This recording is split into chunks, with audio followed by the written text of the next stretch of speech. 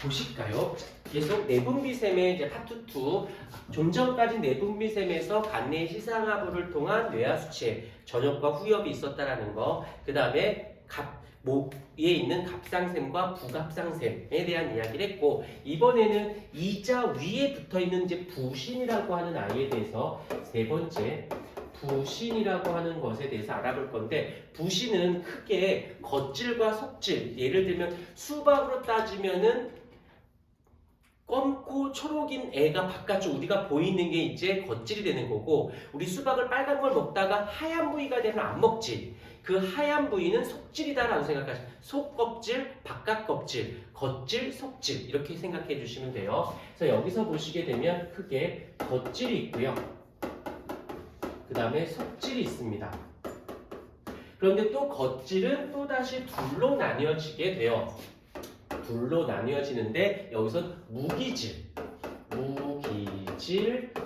코르티, 코이드라고 있고, 당질, 코르티, 코이드라고 있습니다. 다음에 다시 부신은 겉에 껍질과 속껍질이 있는데, 겉에 껍질에서 분비되는 호르몬이 무기질 코르티코이드, 당질 코르티코이드. 같은 말로는 알도스테론이라고 하는 호르몬의 이름이고요. 당질 코르티코이드의 같은 말로는 코르티솔이라고 하는 호르몬이 있어요. 여기서 이제 또 계속 이어가 볼게. 여기서 이제 무기질 코르티코이드 알도스테론이라는 호르몬이 당질 코르티코이드에서는 코티솔이 분비가 되어지는데, 속질에서 무엇이 분비되나요? 라고 한다면 이제 여기서 분비되는 게 에피네프린이라고 하는 호르몬이 나와져요. 그런데 여기서 기능을 볼게요. 이제 기능. 여기서는 무기염류를 재흡수. 어디에서? 신장이라고 하는, 신장을 우리는 콩팥이라고 들어본 적은 있지.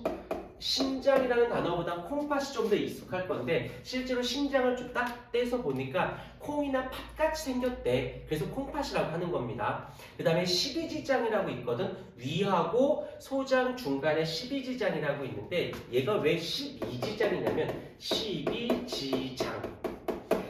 야, 내가 그게 거짓말이면 내가 손에 장을 지져. 뭐 이런 말 들어본 적 있니? 들어본 적 있지? 그 장이 뭐냐면 엄지를 장이라고 해요.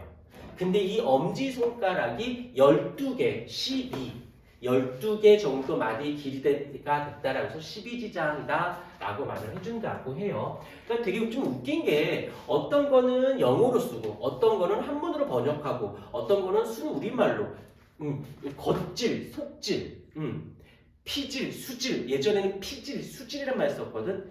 이 피가 이제 겉을 피고 속이 이제 이런데, 피질 뭐 이렇게 한문을 썼다가 영어를 썼다가 또 우리나라 말을 썼다가 막 왔다 갔다 해요. 그 이유는 처음에 이게 과학이 영어권이나 유럽권에서 다이렉트로 우리나라에 들어온 게 아니라 중국이라는 나라 한번 거치고 들어옵니다. 그래서 번역하는 과정에서 한문으로 많이, 그다음에 우리나라 고유 명사들은 한문들이 좀 많아서, 그래서 한문을 좀 잘해 놓으면 솔직히 조금 국어, 영어, 수학, 탐구까지 조금 더 부드러운 면이 있습니다. 그래서 지금도 틈틈이 시간 날 때 그냥 핸드폰 보고 게임하지 말고 좀 책을 좀 많이 읽어보는, 그러면서 한문들을 조금 이렇게 한 번씩 검토해서 보는 거는 좀 많이 공부에 도움이 돼요. 일단 무기염류 재흡수에 하는 것인데, 여기서 얘를 그냥 이렇게 끝내버리면 안 돼요. 반드시 얘가 누구랑 같이 맞물려 주셔야 되냐면, 아까 배웠었던 그 티록신, 갑상샘에서 분비되는 티록신과 연계를 시켜주셔야만 한다라는 거 잊지 않도록 하시고요. 그 다음에 이제 당질 코르티코이드, 에피네프린 같은 경우는 여기서 하는 일을 볼게. 어떤 일을 하냐면, 얘네들은 혈액 속에 혈당량을 한번 쓸게 좀 있다가 혈당량을 증가시키는, 그러니까 이것도 번역을 풀어보면 혈당량, 혈액 속에 있는, 혈액 속에 당, 포도당 포도당의 량을 우린 혈당량이라고 합니다. 그래서 혈액 속에 있는 포도당의 양, 혈액 속에 있는 포도당의 기본적으로 상식이야 0.1% 정도라고 생각해 주시면 돼요. 이게 정상인 혈당량인데 혈액 속의 포도당의 양을 늘려주는 역할을 해주는 게 당질 코르티코이드도 그렇고 속질에서 분비되는 에피네프린도 그러한 일을 하고 있다고 해요. 여기까지 됐지? 이제 마지막으로 이제 누구 나올 거냐면 이자라고 하는 아이를 해보도록 할게요. 이자는 하늘이 생각보다 많은데 얘는 외분비샘과 내분비샘을 두 개 다 가지고 있어요. 그러니까 외분비샘이라고 하면 안 쓸 거야. 말로만 할게. 외분비샘 그러면 이 이자금 제일 먼저 떠오르는 게 뭐냐면 3대 영양소를 분해하는 효소들을 다 분비해요. 어디로? 12지장 쪽으로. 그래서 분비시켜주는데 뭐 라이페이스라든지 이자, 아밀레이스라든지 트립신이라든지 이런 애들이 분비가 되는데 걔는 분비관을 통해서 소화샘 쪽으로 가요. 그러니까 외분비관이 되는 거야. 그래서 외분비샘이라고 하는데 그거는 여기 파트가 아니기 때문에 쓰진 않고 여기서 이제 내분비샘이 있는 두 아이가 있는데요. 두 아이가 있는데 누가 있냐면 알파세포. 정확히 따지면 이자의 랑게르한스 섬에 있는 알파세포, 이자의 랑게르한스 섬에 있는 베타세포. 뭐 이런 말을 씁니다. 그러면 알파세포랑 베타세포에서 분비되는 호르몬이 누굽니까? 라고 한다면 이것은 글루카곤이라고 하는 호르몬이고요. 이 베타세포에서 분비되는 게 아까 잠깐 예를 들었던 인슐린이라고 하는 아이가 또 이렇게 분비가 돼요. 그러면 얘는 또 어떤 일을 해주는데요? 라고 한다면 혈당량을 증가시키는 일을 담당하고요. 인슐린은 혈액 속에 있는 포도당의 량인 혈당량을 감소시키는 일을 한다고 합니다. 여기서 이제 묶을 수 있는 건 이거예요. 어떻게 묶냐면 얘는 내분비샘에서 서로 기능이 어때? 서로 기능이 반대죠. 그러면 얘를 둘은 무슨 일을 한다라고 할 수 있지? 아까 배웠던 기랑 기억나죠? 서로 상반되는 호르몬이 일정량의 혈당이 높아. 그러면 얘가 나와서 낮추고 너무 낮아. 그럼 얘가 나와서 늘려주고. 그래서 어때? 특정한 값을 범주에서 벗어나지 않게끔 0.1%야만 돼. 그건 아니야. 주로 0.1%의 오차 범위를 넘지 않는 선에서 그걸 넘으면 얘가 나와서 낮춰주고 너무 내려가면 얘가 나와서 다시 올려주고 그래서 일정한 상태를 맞춰주는 일을 한다는 것이고요. 또 끝내지 말고 여기서 얘를 여기를 잘라볼게요. 이렇게 잘랐을 때 이 세 개와 요거 하나 이 혈당량을 증가시키는 것은 이 당질 코르티코이드, 그 다음에 에피네프린, 그 다음에 알파세포의 글루카곤. 이 세 개는 어떻게 하고 있어? 혈당량을 늘려주는 일인데 얘는 혈당을 낮춰주는 일이고 여기서 진화론적으로 왜 얘는 세 개나 있고 얘는 하나밖에 없을까요? 라고 한다라면 한번 생각해보자. 얘가 뭐 하는 거냐면 얘가 혈액 속에 있는 포도당을 어떻게 하느냐면 간에다가 저장을 해요. 그 다음에 여기서는 여러 분야가 있는데 포도당이 파트별로 조금씩 달라서 여기에 저장되어 있던 이 호르몬을 보통 이제 글루카곤, 글리코젠이라고 하는 형태로 저장이 되어 있어요. 이건 항상성 가서 다시 정리를 할 건데 일단 키워드가 포도당이 저장되어 있는 걸 여기서 어떻게 분해를 해서 여기서 사용할 수 있게끔 이 세 개 호르몬이 저장되어 있는 포도당을 끄집고 와가지고 쓸 수 있게끔 그렇다는 말은 이 말은 에너지로 사용을 하기 위함이고 얘는 포도당을 간에다 저장해 놓는 형태 얘는 빼내는 효과. 근데 왜 세 개나 있고 얘는 하나밖에 없을까? 진화론적으로 지금까지 요 몇십 년을 제외하고 그 전까지는 과잉 섭취가 거의 없었어요. 그러니까 너무 많이 먹어서 저축해놔야지 보다는 쓰는 게 더 많았다라는 거야. 그러다 보니까 어느 하나가 망가져. 그럼 얘가 망가졌다고 만약에 얘 하나만 있다고 치자. 그럼 얘가 하나 망가지면 끝나는 거지. 못하니까. 그러니까 여기저기에서 에너지를 사용할 수 있는 호르몬들을 요때, 저때, 요때 같이 갖다 놓는 거야. 무슨 말인지 이해되죠? 근데 저축할 만큼 양이 우리가 넉넉하지 못했던 지금까지. 그러니까는 그렇다가 없는 건 아니었으니까 이걸로도 충분했던 거죠. 그런데 현대 사회로 넘어오면서부터 저축량은 늘고 사용량이 준 거지. 그러니까 반대가 돼. 그래서 실질적으로 이 병보다 이 병이 이거에 의해서 생긴 말로만 할게 뒤에 가서 이제 병이 나오니까 요거에 의해서 생긴 질병이 하나 있어요. 걔가 그 유명한 당뇨병이지. 당뇨라는 거는 뭐냐? 말 그대로 당뇨병. 뇨가 뭐게? 오줌이에요.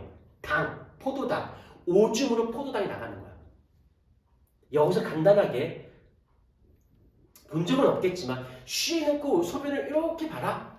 뭐 대놓고 봐도 되고 이렇게 봐도 되고 쉬를 했는데 소변에 거품이 일어났어.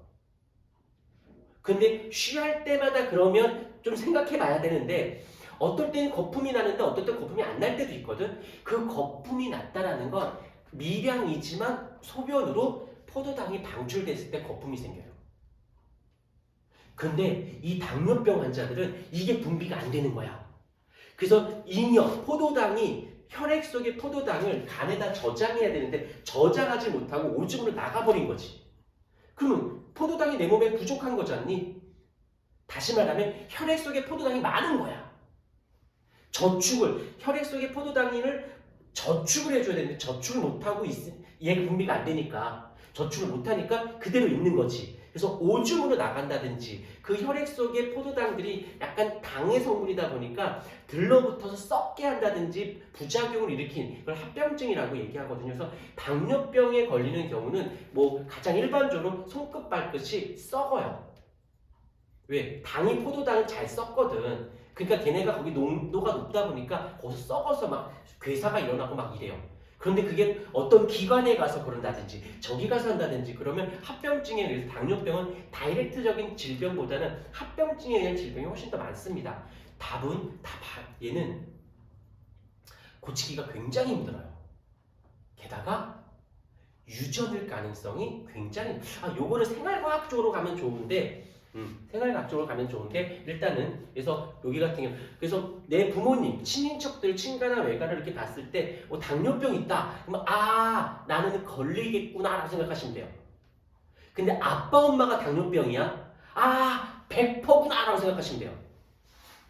왜? 선천적 유전과 후천성 유전이라고 나뉘는데 선천성은 DNA에 있는 거고 후천성 유전은 환경적인 요인이 강해. 그러면 아빠가 당뇨병에 걸렸다는 건 그만큼 운동 부족이라든지 당을 많이 먹었거나 관리가 잘 안 됐다는 소리거든. 그런데 왜 후천성 유전이 또 되어지냐? 아빠 엄마가 주로 그러한 식습관의 생활 패턴이다 보니 아이들이 그걸 따라가게 되는 거야.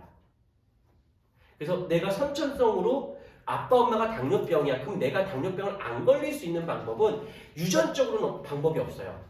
그러면 후천성 유전을 통해서 내가 더 몸 관리를 하셔야 돼요. 운동을 적절히 꾸준히 한다, 스트레칭을 한다든지 먹는 거를 꾸준히 탄수화물이라든지 미네랄이라든지 무기염료를 충분히 섭취하고 꾸준하게 운동이 자기 관리가 됐을 때 안 걸린다 아니라 안 걸릴 확률이 생긴다라는 거지. 왜냐면 유전적인 것을 갖고 있기 때문에 그래서 유전력을 이렇게 또 확인을 좀 해볼 필요도 있다는 거죠. 이렇게 사용을 해주시면 전체적으로 지금 거기서 생식선, 정소와 난소가 있는데 정소, 난소는 언급을 하지 않기 때문에 그냥 읽고 그냥 모르는 그런가 보다 하시면 됩니다. 그래서 여기도 정확히 그런데 이 단어는 조금 길다도 이해해. 여기는 100% 출제야. 왜냐하면 요게 기량작용에서 무조건 나오고요.